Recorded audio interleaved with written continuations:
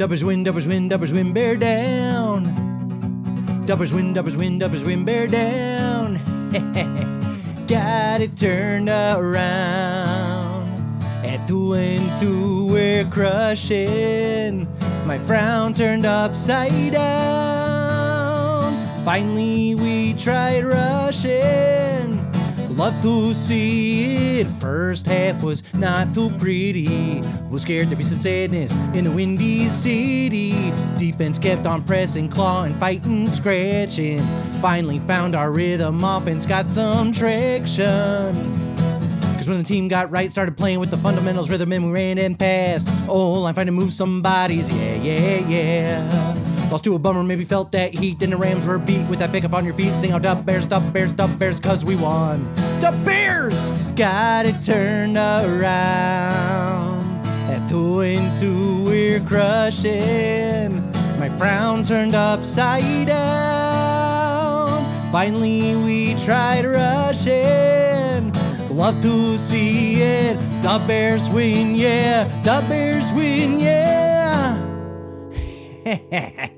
Well, hello again, my friends, and welcome to another episode of On the Grass. My name is Dave Swerski, and thank you so much for watching. Please do like this video, make sure you're subscribed, and drop a comment to let me know if you're into seeing a stripped-down acoustic version of whatever my latest parody song is as part of this here weekly program on the YouTubes. I don't know, has a Wayne's World vibe to it, I thought. I kinda like it.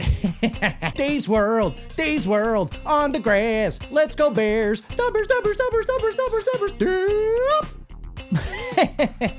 So the elephant in the room is this. Happy songs were sung, my friends. Yes, that is correct. Our beloved team, the Bears, have turned our collective superfan frowns upside down with a win this past Sunday over the LA Rams. And boy, did it feel good to get in the lab and come up with something to celebrate instead of commiserate. We now stand at 2-2 on the young season, and for those who have been paying close enough attention, we are now not in last place in the division. Come on! That is correct. Your superfan eyes do not deceive you. With a divisional loss this past Sunday to the still undefeated Vikings, the Green Bay Packers are now last in the division. Let's go!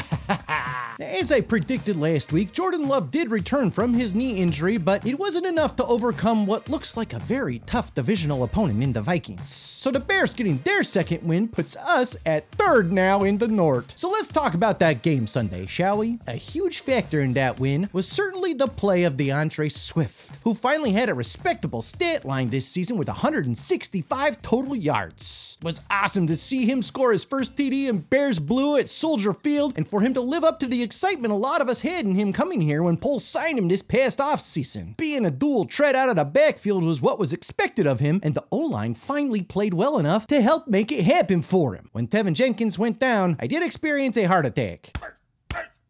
Tevin, come back!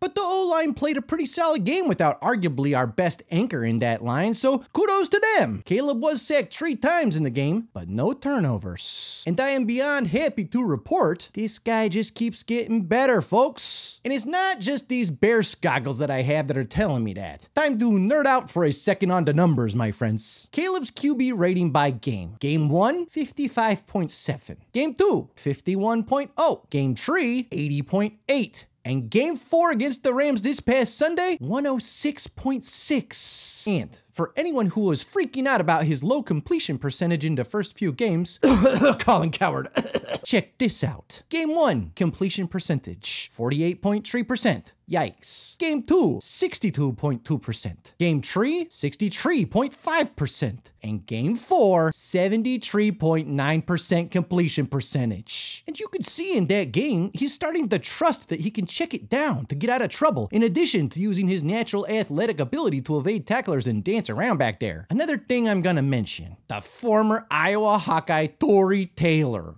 the punt goat.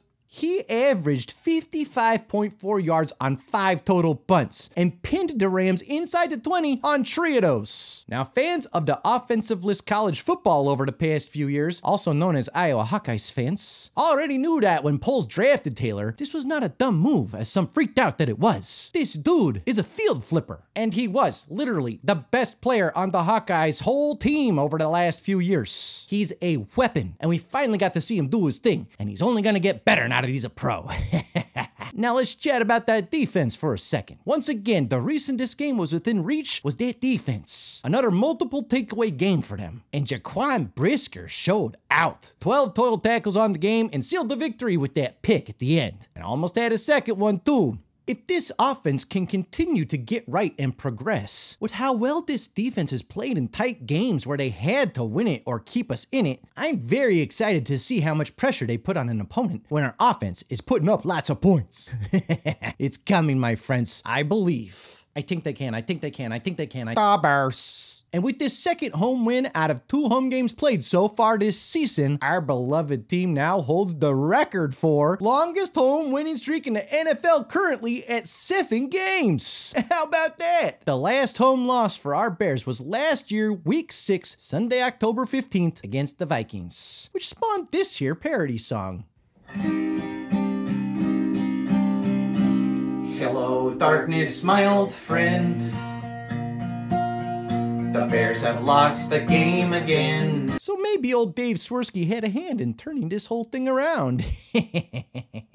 Parodies. We are in the thick of the easier part of our schedule, so let's hope we can keep this momentum going into this weekend's matchup against the Panthers. We've got a couple more games to rack up some wins to head into the divisional schedule and some of the harder on paper matchups coming up. So let's take a look back quickly at how I did predicting the other games around the league last week. For week 4, old Swerski bounced back from my poor performance when I last did it in week 2, but still not quite what I hoped for. But I went a respectable 10-6 on last week's picks, so let's see how I do in the upcoming slate of games for week 5. The week starts off with Thursday Night Football's matchup between the Buccaneers and the Falcons. This game is in Atlanta, but the Bucs have looked real solid, so I'm going with Baker and the Bucs on Thursday. I'll preview and predict the Bears matchup versus the Panthers tomorrow, but we know the Bears are winning that. I'm gonna say the Jets miraculously beat the Vikings in London. Ravens beat the Bengals. Colts top the Jaguars. Patriots beat the deflated QB-less Dolphins in a low-scoring affair. Commanders beat up on the Browns. Bills will bounce back against the Titans and win. Broncos beat the Raiders. Niners beat the Cardinals. Rams beat the Packers. Come on, Rams. Seahawks take care of the Giants. Dallas gets the win over the Steelers. And I'm gonna go out on a limb and say the Saints hand the Chiefs their first loss of the season to close things out on Monday Night Football.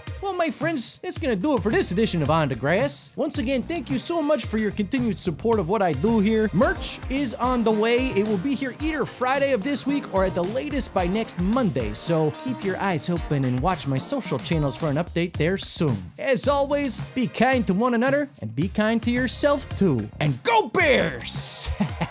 See you next time, my friends. Ah, Bears, the Bears, the Bears, the Bears, the Bears, the Bears, the Bears. Ah, Bears, the Bears, the Bears, the Bears, the Bears, the Bears, the Bears. Hey!